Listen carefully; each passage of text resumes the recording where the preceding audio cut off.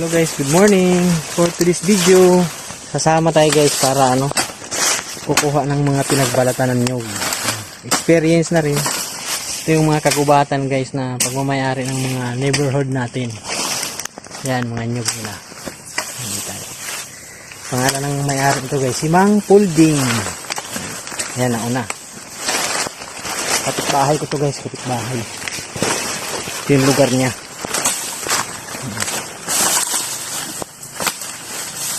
Yan. Basta-basta niya muna pala itong mga lugar na to guys. Namiss ko lang mamasyal sa mga kagubatan. Yan guys oh. Yan. Ayan yung lubi-lubi oh. Lubi-lubi yan guys. Nagugulay yan guys. Yun, oh.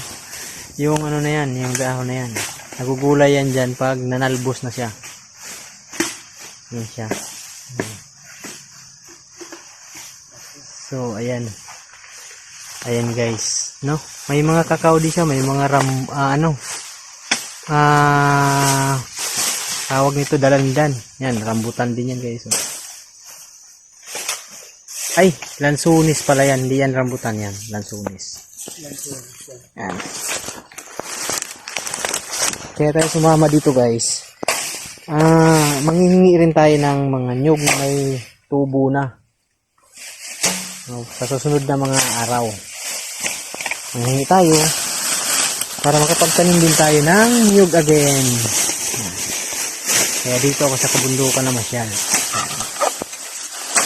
Nalagyan niya ang daanan. Ayan guys.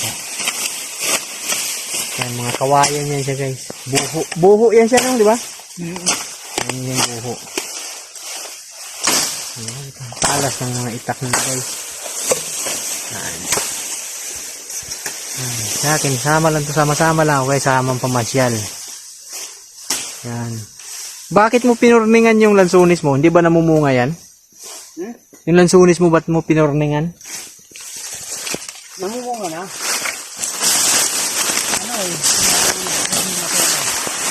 Hanggang dyan lang sa mumunga. Kung sa bawasan sa yung maraming sana? Ano to, balon? Yeah. Yan yung treasure sa namin yan ng Treasure. mga David yan. Oo.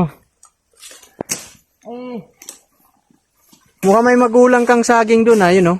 Oo. Kumaka dyan. Daanan natin mamaya. Pero parang kinain na yata ng Yan guys oh. Marami dito guys oh. Maraming pananim. So, ibigyan naman tayo ni kay Olding ng pananim. Yung mga katulad nito guys. Magaganda siya. Titingnan mo parang magaganda talaga yung tubo niya. Ito yung mga nyug ni Mang Olding. Mayroon pa sa taas. Dito lang yung kahapon eh. Ito yung hahakutin. Baka nasa taas pa. Yan na eh. Hindi pwedeng itaas lang niya doon dahil dito na eh. Yung doon na kahapon dito nagkalaglag eh. Ito lang talaga. Yan guys, may mga kakao siyang tanim guys. Hindi pa nga lang masyadong nalinisan. Yun may kakao na hinog oh. Yun guys, may kakao na hinog. Yan. Kakao siya na hinog. Yan. Paborito ng asawa ko yan guys, yung kakao na yan. Pero wala siyang tanim. Ito, yung okay, yan yung hangganan. may Ayan guys. may mangilan-ngilang kakawati yan doon. Okay. Ayan guys, oh. May maraming kakao dito guys. Ayan, oh. Kung makikita mo guys, maraming tanim din. Linis lang talaga at linis lang pruning. talaga. Pruning ang kulang. So, pag may time tayo guys, tutulungan natin siya maglinis dyan guys, mag-pruning para mapaharbisan yung kakao. Bah, magagamit. ang inanungan nito, yung pag namunga na, siyempre, yan yung pagtitinda. Madali lang siya ititinda kung ang gagawin natin ay mismong na siya, kukwa na.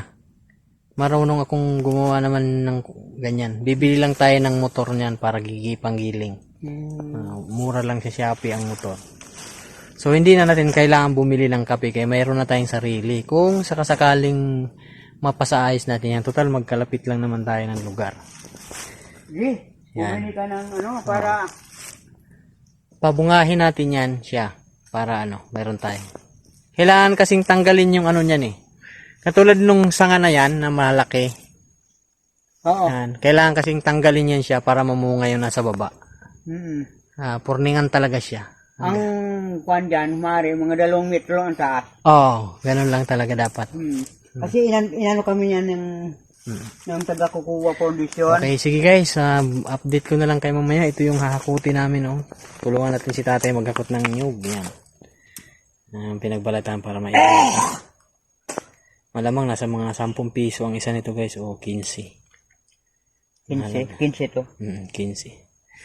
Sige guys, thank you for watching. God bless sa lahat ng mga makapanood nito. At saka thank you na rin sa mga nanonood at nag-subscribe sa aming munting channel. Thank you guys. God bless. Bye-bye. Yuhuu!